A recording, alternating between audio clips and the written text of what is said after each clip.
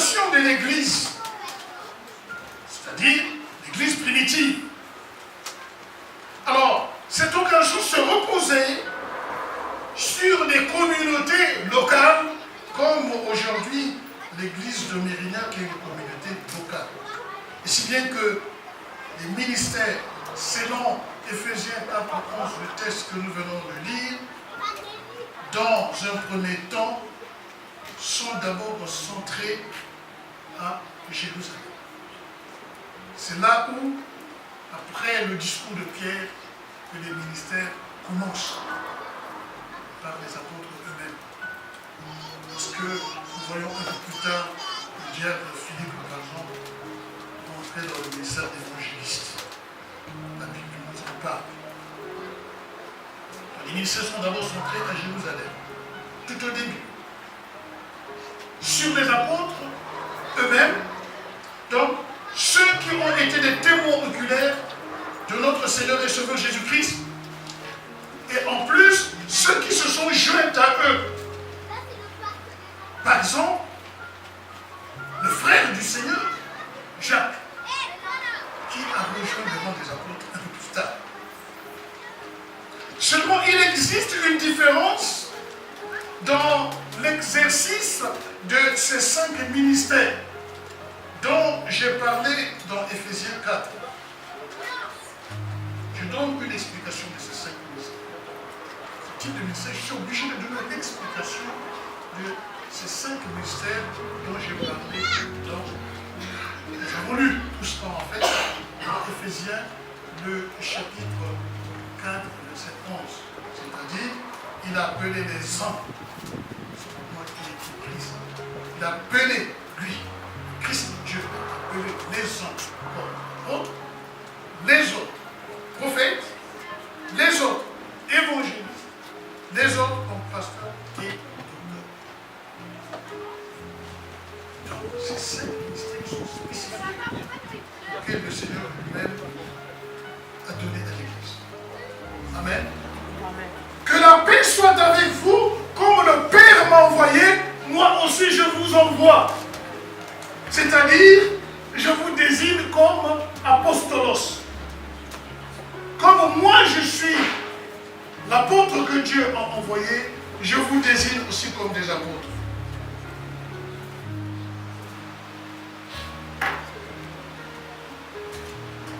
Il symbolise l'apôtre. L'apôtre qui appuie les autres ministères. C'est lui qui a la fondation. Il doit mettre Christ. Mais c'est de la fondation. Il appuie les autres. Donc, l'apôtre est susceptible. Quand il est envoyé pour arriver à un endroit, la première des choses que fait l'apôtre, quand l'apôtre arrive dans n'importe quel pays, la première des choses que l'apôtre fait, c'est quoi? Il doit faire comme Philippe, chercher les âmes, évangéliser, gagner les âmes, ceux qui sont au plus. Donc là, il joue le rôle d'évangéliste. L'apôtre est appelé, il arrive, moi quand je suis arrivé pour la première fois à Bordeaux, j'ai organisé 2 évangélisations à Impasse Trégé, je ne disais plus, et je prends le pasteur Bent à témoin. C'est lui qui m'a accompagné avec l'Internet, quoi, pasteur. Si ce que je dis c'est du mensonge, je te le dis. Je ne peux pas parce que c'est vrai. C'est lui, quand j'arrive en 2001, c'est lui qui m'accompagne pour évangéliser dans les rues de Bordeaux. Et là, je fais donc 2 évangélisations à Impasse Trégé, et c'est lui qui était avec moi. J'ai cherché des âmes dans la rue. J'ai fait le rôle d'évangélisation. Et quand on a eu quelques âmes, qu'est-ce qu'on a fait par ce père? On a fait une réunion, on a commencé une cellule. Je commençais à les paître. C'est le rôle du pasteur. Et après, on a ouvert une école des disciples. Pour l'enseignement, pour leur donner la base scripturelle. Et quand j'enseigne, le pasteur peut me dire pas le contraire, il y a eu aussi des faux faits. Il faut avoir un œil prophétique pour les découvrir. Parce que ceux qui ont commencé avec nous ne sont plus aujourd'hui, ils ont fui à cause de la sainte doctrine. L'apôtre a appris les gens de Christ. Ce doigt, il symbolise le prophète qui dit attention mon peuple, changez de vie. Le prophète, lui, c'est comme ça. Et c'est le doigt que nous avons l'habitude d'excellent. Voilà. Si je te vois, que tu vas voir. Même les enfants dans mon ce doigt-là. C'est justement le prophète. Bon, il y a un doigt, je m'excuse de le présenter. Nous te remercions pour ce que nous avons entendu, cet éclairage au sein de ta parole pour vraiment comprendre les choses comme elles sont dites à l'origine, afin que nous puissions revenir, Seigneur, au texte, que nous puissions revenir à la base, et ainsi poursuivre notre appel, poursuivre, Seigneur, notre marche dans le couloir que tu nous as tracé à chacun, et vivre et marcher selon la part que tu as donnée à chacun. Tu as fait de nous un peuple de sacrificateurs, un peuple vraiment rempli de toi. Alors nous sommes heureux cet après-midi tous ensemble dans l'Assemblée des Saints de rendre un culte, hommage et reconnaissance pour ce que nous avons entendu, reçu, et pour ces bien-aimés qui se lèvent à ton service, en réponse à ton appel. Merci pour cette grâce que tu nous donnes d'être là. S'il y a de la joie dans le ciel, il y en a aussi dans nos cœurs par le Saint-Esprit. Et c'est tous ensemble que nous te louons et que nous te bénissons, notre bon roi, notre bon maître, le divin berger, le bon berger, un berger qui est bon. Béni sois-tu à jamais, notre Dieu. Amen. Nous allons chanter un cantique numéro 2.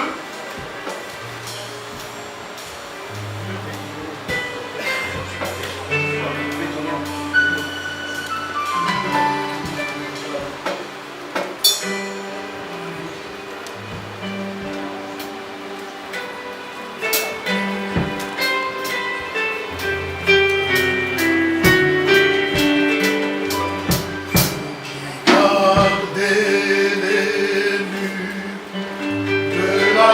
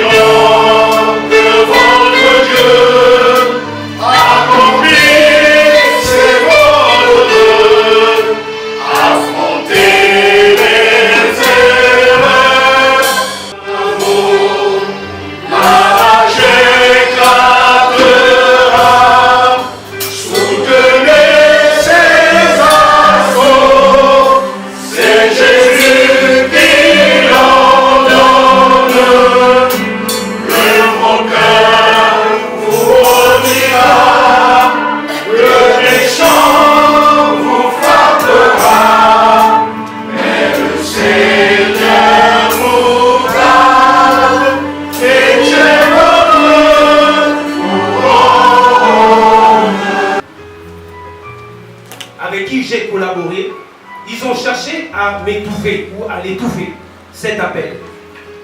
Et Dieu, dans sa bonté et dans son amour, connaissait ce qu'il y avait dans mon cœur et savait que je n'allais jamais me soumettre à une autorité spirituelle qui est contraire aux Écritures. J'ai décidé sur ma propre volonté de partir à Bordeaux pour des raisons professionnelles. Mais Dieu avait un plan bien défini et j'ai cherché une assemblée sur Internet. J'ai trouvé les Pâques. J'ai pris un rendez-vous avec l'apôtre Jean Bikoumou et nous avons eu un échange. Après plusieurs mois d'évolution au sein de la communauté, j'ai pris et observé que cette église était sur la saine doctrine et j'ai décidé de me soumettre à cette autorité spirituelle de l'apôtre Jean sous l'ordre de Dieu. Le fait de me soumettre au plan de Dieu, il m'a fait comprendre que le travail que j'étais venu chercher à Bordeaux s'est retrouvé avec 15 minutes, à être à 15 minutes de chez moi. L'appel de docteur a été confirmé par le Conseil des Anciens. Aujourd'hui, c'est avec joie que je suis devant vous parce que c'est Dieu qui m'a conduit au sein de cette assemblée. Dieu fait grandir son œuvre et il est au contrôle de tout. Je vous conseille de ne pas être rebelle à Dieu, car lorsqu'il décide de fermer les portes et de faire tout tomber, cela fait très mal. Et si on n'obéit pas à ces directives, Dieu se retire et suscite une autre personne pour réaliser son plan. Amen. Amen. Là, nous venons là d'écouter le...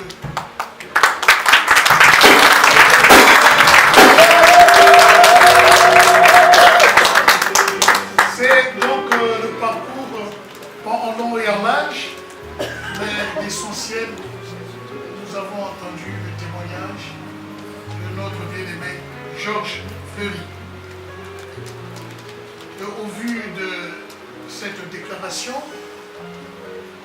nous allons pouvoir procéder à sa consécration. Donc, à cette consécration, le ministre de Dieu, Georges Fleury, va répondre affirmativement aux questions suivantes. Je dis bien affirmativement parce que s'il est là, c'est pour ça. L'Église, corps de Christ, s'est assurée autant qu'elle a jugé que Dieu vous a appelé et que vous avez été dûment préparé pour glorifier Dieu, pour glorifier son Fils Jésus-Christ, pour glorifier le Saint-Esprit et pour rendre témoignage devant les hommes. Alors, je te demande, toi, Georges Fleury, es-tu appelé par Dieu pour être son serviteur? Oui, que Dieu me soit honnête. Veux-tu servir Dieu pour nourrir ses fils et témoigner Jésus-Christ et prendre tous les hommes, les évangéliser, les présenter en présence de Jésus-Christ? Oui, Veux-tu continuer à être fidèle à l'œuvre pour laquelle tu es appelé? que Dieu me vienne en aide. Est-ce que es-tu d'accord par, bien sûr, la grâce de Dieu de montrer une bonne conduite dans l'Église, corps de Christ, œuvrer pour elle et obéir à ses exigences? Oui, je suis d'accord que Dieu me vienne en aide. Alors, par ces déclarations, au nom de notre Seigneur et Sauveur Jésus-Christ, je t'autorise de prendre ton engagement devant Dieu le Père, le Fils, le Saint-Esprit, devant son église. Avec la main levée. Pas comme, je m'excuse, Pasteur Ben, pas comme les Allemands, mais la main levée. Moi, Georges Fleury, je promets de reconnaître partout et toujours l'autorité souveraine de la parole de Dieu incarnée en Jésus-Christ, révélée dans toutes les Écritures et confessée dans les symboles des apôtres. Moi, Georges Fleury, j'accepte par la grâce de Dieu d'exercer dans l'obéissance, la fidélité, mes fonctions de docteur. Moi, Georges Fleury, rappelons que Jésus-Christ est venu non pour être servi, mais pour servir. Et donner sa vie pour tous, et je veux être le serviteur de tous, quelle que soit leur race, leur ethnie, leurs conditions sociales et leur opinion. Pour manifester l'unité de corps de Christ, moi, Georges Fleury, je rechercherai toujours la paix et l'unité avec les disciples de toutes les églises chrétiennes authentiques, sans renoncer de professer la vérité dans la charité. Moi, Georges Fleury, à qui Dieu a confié la charge d'annoncer sa parole et les aider, je promets d'être discret dans mes propos et de garder secret les confessions que je recevais à ma charge. Je vais demander à l'église Corps de Christ, si vous n'êtes pas de cette église locale, de bien vouloir vous lever, tous les chrétiens, l'église, de se lever pour acquiescer cette déclaration. Christ, notre Seigneur et Sauveur, est devant l'Esprit Saint, et aussi devant l'église Corps de Jésus-Christ, ici représentée, je demande à l'église de me reprendre juste par un amen. Est-ce que nous voulons, dans la joie, consacrer au ministère de docteur notre bien-aimé, le docteur Georges Fleury? Amen. C'est pourquoi, au nom de notre Seigneur et Sauveur Jésus-Christ, toi, Georges Fleury, je te déclare consacré au ministère de docteur et te conférer tout de suite, après avoir placé sur ces mots la bénédiction et les positions de l'Assemblée des Anciens.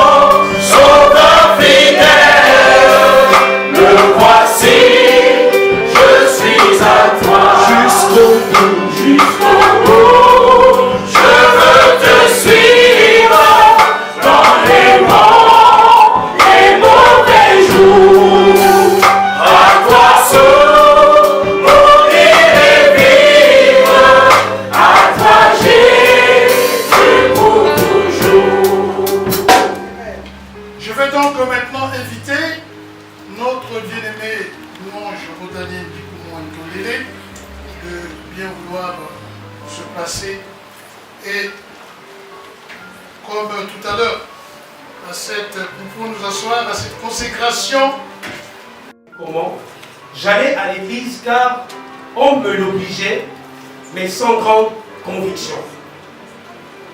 Dans les années 98 à 99, mon père commença une nouvelle œuvre. À cette époque, j'avais une dizaine d'années et j'accompagnais le groupe de chantres munis d'un tam-tam.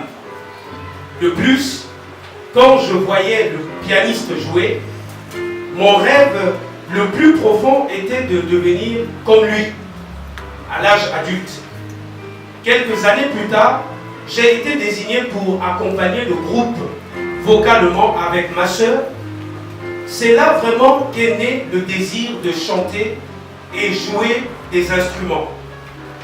À l'âge de 12 ans, lors de mon entrée au collège, que je vais prendre conscience de certaines choses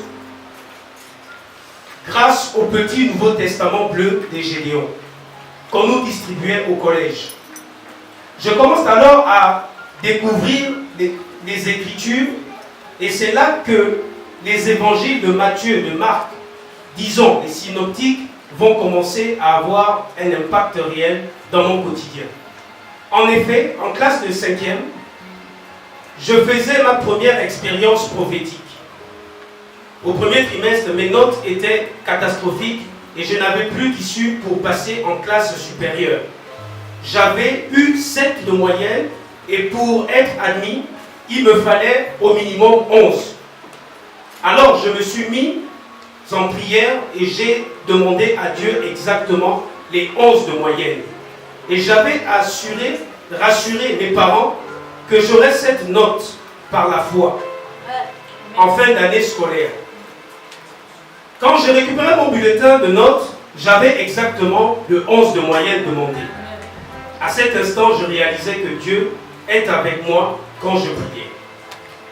À 14 ans, quand nous commencions à fréquenter l'église du pasteur Daudet, je vais découvrir l'importance des jeûnes à sec, ainsi que les prières de 5 heures du matin, dont nous avions pour habitude de faire à la maison. Toutes ces choses étaient devenues des acquis pour moi et avaient changé complètement ma vision de voir les choses spirituelles. Au même âge, je fus frappé par un terrible accident qui a failli me coûter la vie. J'étais brûlé au 3e degré sur la moitié du haut de mon corps gauche. À partir de là, j'ai compris que j'étais important pour Dieu. J'avais à peine 16 ans quand on décida de partir du Congo pour le Maroc. J'avais acquis une maturité spirituelle très avancée en tant qu'ado.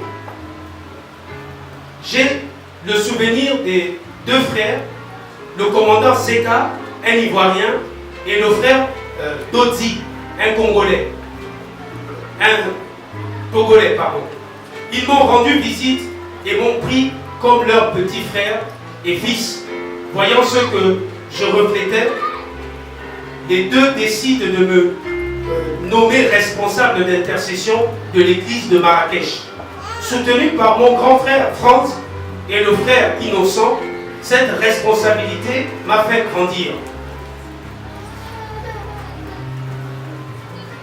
En 2003, j'ai fait l'expérience de mon premier camp de jeûne avec le pasteur Patrick Salafranque.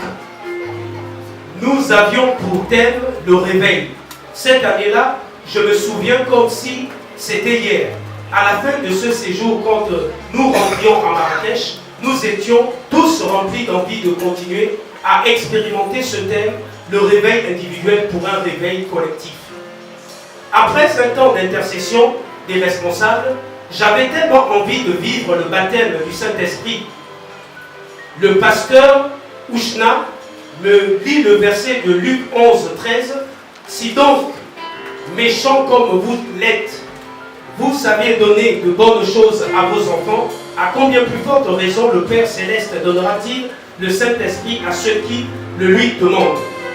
Je décidai donc de mettre ce verset en pratique. En rentrant dans ma chambre, je demandais le Saint-Esprit au Père. Je m'enfermais et priais avec ma guitare pendant plusieurs jours.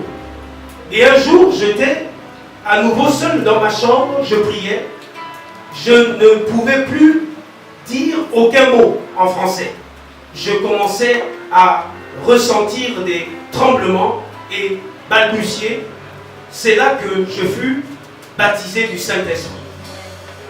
Après ces premières expériences, j'ai aussi été confronté à des problèmes que rencontrent tous les adolescents, mais j'ai réussi à revenir grâce à la communion fraternelle de l'église EEAM. J'avais l'impression qu'année après année, le Seigneur me faisait grandir et des responsabilités plus importantes m'étaient confiées. J'étais parmi les responsables de la chorale, mais aussi l'un des piliers du groupe de jeunes jusqu'au niveau national. Toutefois, ces temps d'années passées loin de mes parents et de mon église d'origine fut un temps de formation et d'épreuve. J'ai été renvoyé de l'école plusieurs fois, faute de paiement de frais scolaires. Chaque année scolaire durant mes études supérieures, je me posais toujours la question si cela devait bien se terminer. J'ai eu un premier échec scolaire lors de mon année de bac plus 3. Mon intégrité et la crainte de Dieu dans l'église de l'EAM un jour portera des fruits. En 2010, à la fin de mon cursus scolaire, l'église, en jumelage avec les églises américaines, décide d'envoyer un groupe de jeunes chantres de musiciens pour une tournée aux États-Unis. Les responsables de l'église cherchèrent des hommes intègres et de confiance. Mon nom fut sélectionné. Durant le séjour, beaucoup m'ont proposé de ne plus revenir au Maroc, mais de rester aux États-Unis. Vrai que notre projet, bien que notre projet familial était d'être tous rassemblés en France, mais avec les lois de l'immigration, cette époque était dure. En effet, mon retour également fut difficile. J'étais traité de tous les noms par les gens qui n'avaient pas la même conviction que moi, mais je savais ce que Dieu m'avait dit avant de voyager. J'ai entendu une voix clairement dans mon cœur qui me disait « Il ne faut pas confondre une porte à une fenêtre ». C'est là que j'ai compris que ce voyage n'était pas une porte pour moi. Ce n'était qu'une fenêtre, car bien avant cela, j'avais proclamé des paroles disant « Si je dois rejoindre la famille, ça sera avec le visa ». Malgré ça, je cumulais déjà dans mon passeport plusieurs refus de demande de visa. 2 ans plus tard, Dieu décida lui-même par divers moyens de me faire quitter le Maroc. Premièrement, j'ai obtenu un visa pour la Croatie et un second pour la France, afin de terminer un master en réseau à l'université de Picardie. Je quittais le Maroc avec un bagage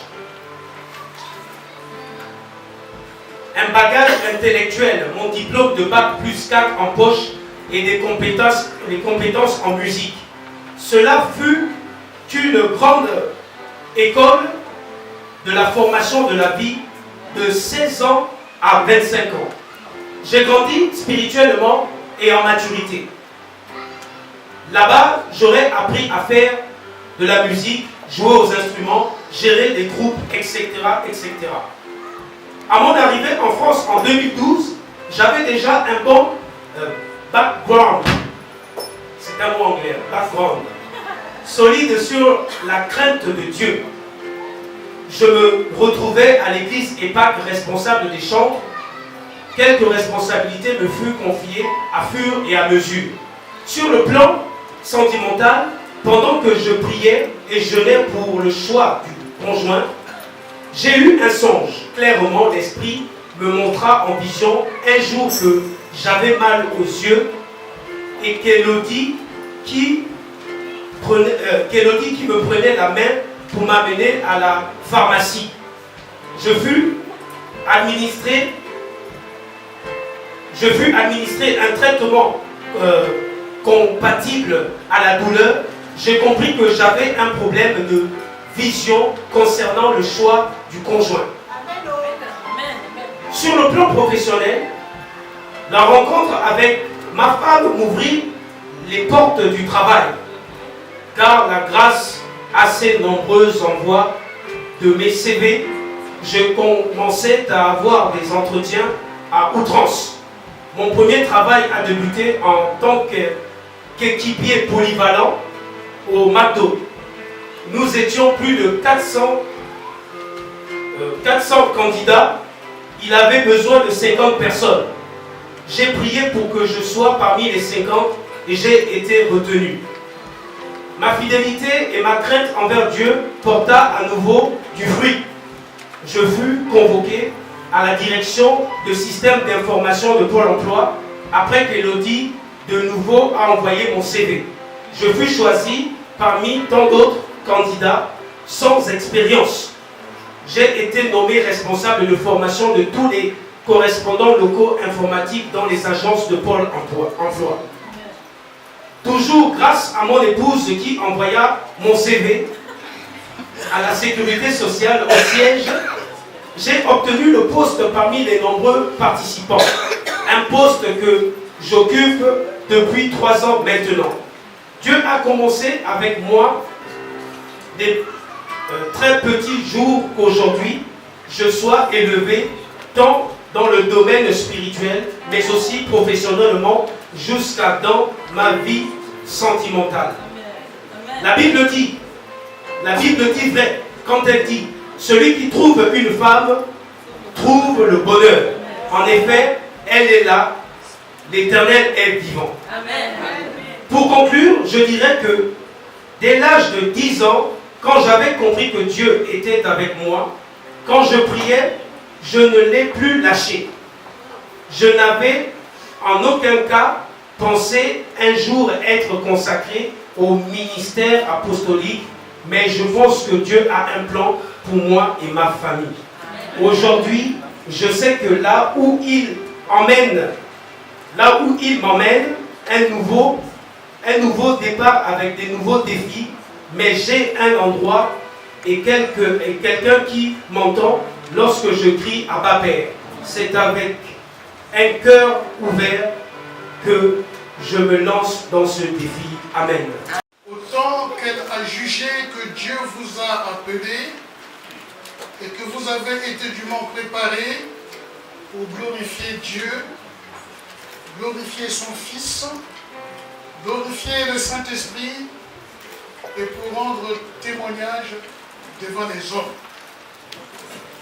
Et tu es appelé par Dieu pour être son serviteur.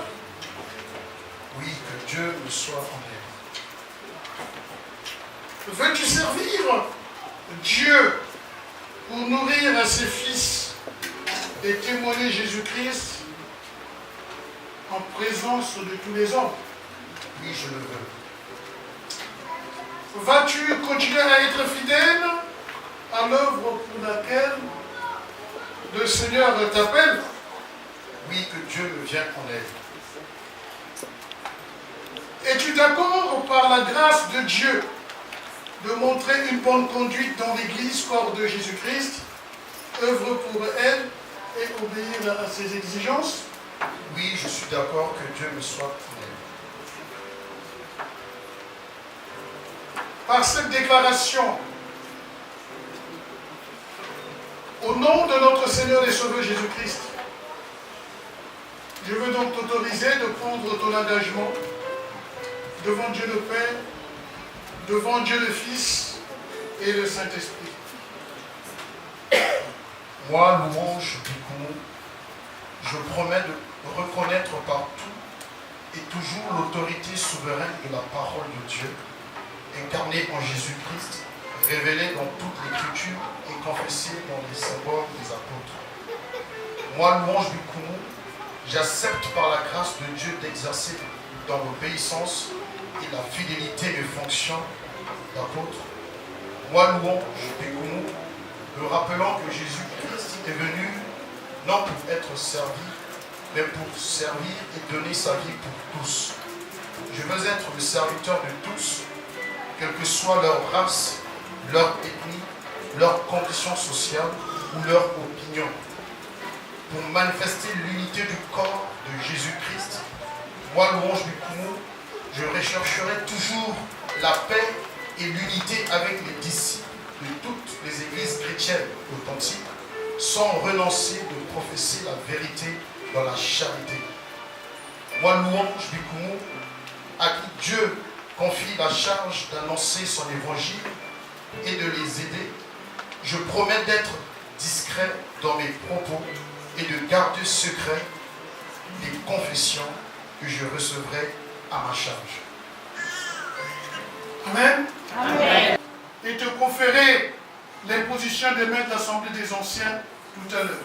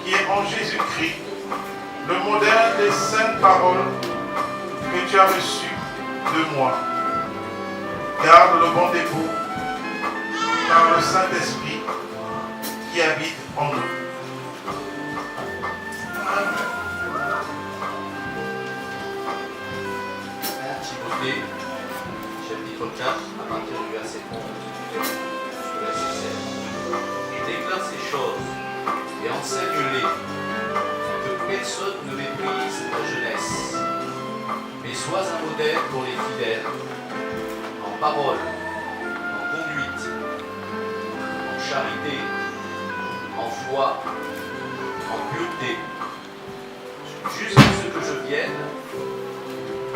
Applique-toi à la lecture, à l'exhortation, à l'enseignement. Ne néglige pas le don qui est en toi et qui t'a été donné par prophétie avec l'imposition des mains main de l'Assemblée des Anciens. Occupe-toi de ces choses, donne-toi tout entier à elles, afin que tes progrès soient évidents pour tous. Veille sur toi-même et sur ton enseignement. Persévère dans ces choses, car en agissant ainsi, tu te sauveras toi-même et tu sauveras ceux qui t'écoutent. Ce sont des paroles de consécration. Je vais donc inviter les serviteurs de Dieu de l'Église des Pâques de venir que nous puissions, sous le membre de l'Assemblée des Anciens, puissions faire cette position des mains.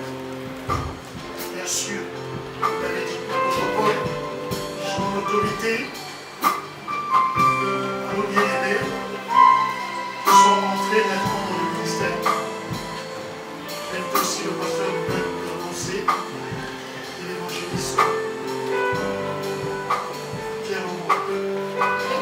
Nous allons d'abord commencer le louange, nous allons terminer par le Georges.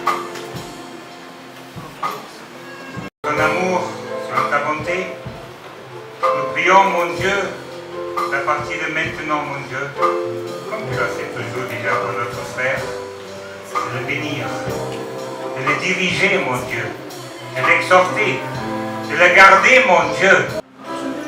Au nom du Père, du Fils et du Saint-Esprit, nous te déclarons consacré au ministère d'apôtre. Amen.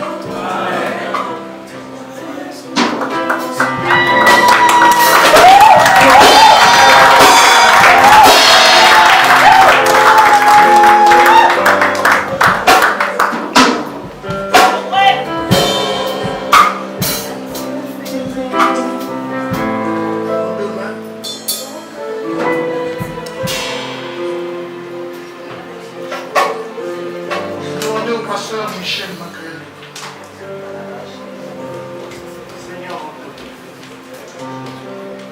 C'est un jour de joie. C'est un jour glorieux.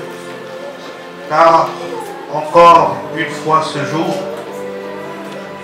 un ouvrier de plus s'est constitué dans ton œuvre, dans ton ministère que tu as établi. Seigneur, nous te prions pour cet instrument que tu t'es choisi, afin que tu l'équipes davantage face aux aléas du ministère, face aux réalités de ce monde perdu, aux réalités de ce monde qui a vraiment besoin de toi. Nous prions, Seigneur notre Dieu.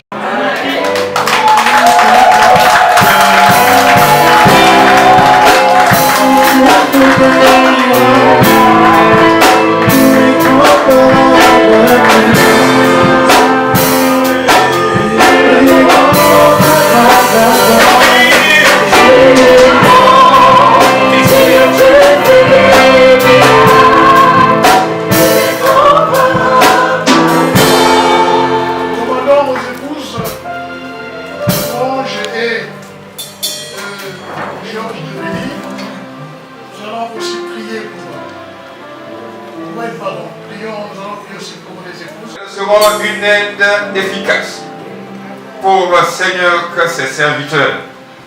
Elles seront en cela déjà servantes, consacrées à toi, à même Seigneur de soutenir dans la prière leurs époux. Je te les confie, nous te les confions, pour que Seigneur elles soient des femmes de prière, des femmes qui fléchissent les genoux à terre pour soutenir l'avancement du ministère de leurs époux. Agis puissamment, Seigneur. En cela, elles seront soumises. Et quand on dit soumise, Seigneur, c'est une qualité, c'est une bénédiction. Parce que, Seigneur, elles seront le miroir, en quelque sorte, des sœurs, Seigneur, qui seront converties à ce ministère. Elles seront le soutien des sœurs qui, Seigneur, viendront dans ce ministère. Fais des, Seigneur, des femmes qui craignent ton nom. Des femmes qui sont, Seigneur, enseignantes de ta parole. Pour enseigner dans le moins détail, Seigneur, les principes bibliques, Seigneur, à leurs sœurs. Au nom de Jésus-Christ. Merci, Seigneur, que l'ennemi ne passera jamais, Seigneur, par elle. Mais que, Seigneur, l'ennemi sera vaincu au nom de Jésus-Christ. Béni sois-tu, Seigneur. Nous te le confions, elle et leur mari, pour que, Seigneur, ce soit des couples solides et qu'ils ne vacilleront jamais au nom de Jésus. Béni sois-tu, Père, et merci, Seigneur. Amen. Quand vous voyez le docteur dans ses besoins, quand vous voyez l'apôtre dans ses besoins, alléluia, joyeux, il s'est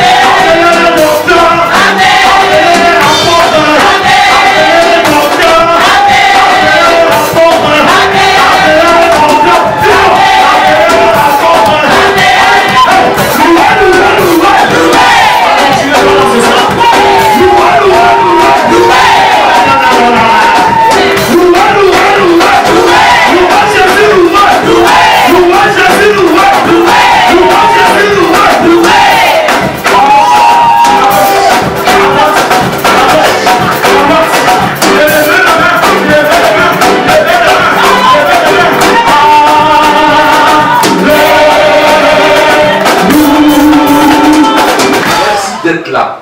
Si vous êtes là, c'est le Saint-Esprit qui vous a conduit.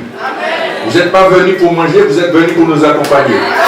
Vous êtes venu pour savoir quel est le rôle du docteur, le rôle de l'apôtre.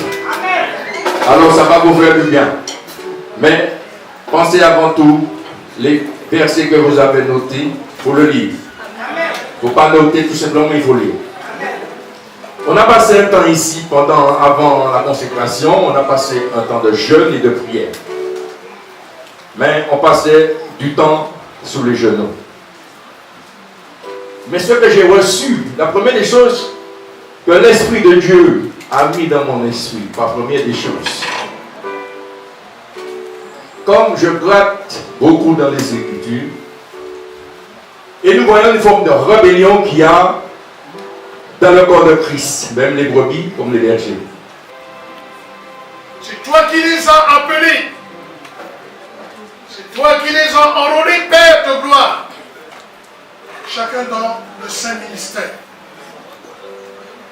Nous sommes témoins au Père de gloire de cet appel et de cette consécration. Et toi, tu es le grand témoin. Parce que c'est à toi que nous les avons confiés. Ils t'appartiennent désormais.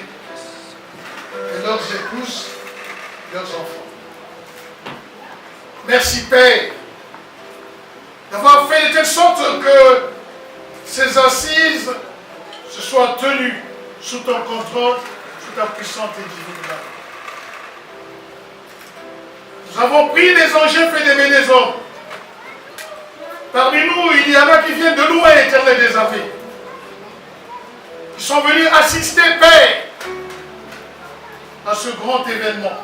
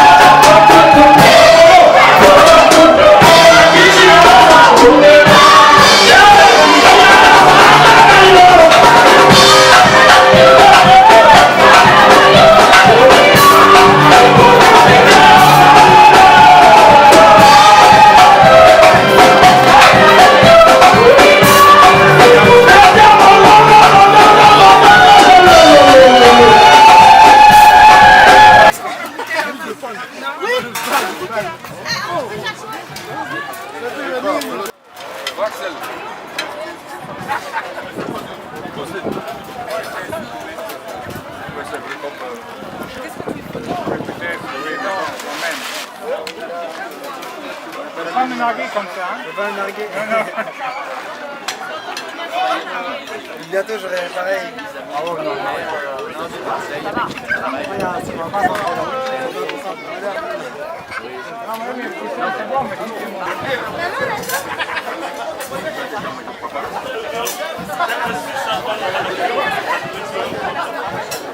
le palais de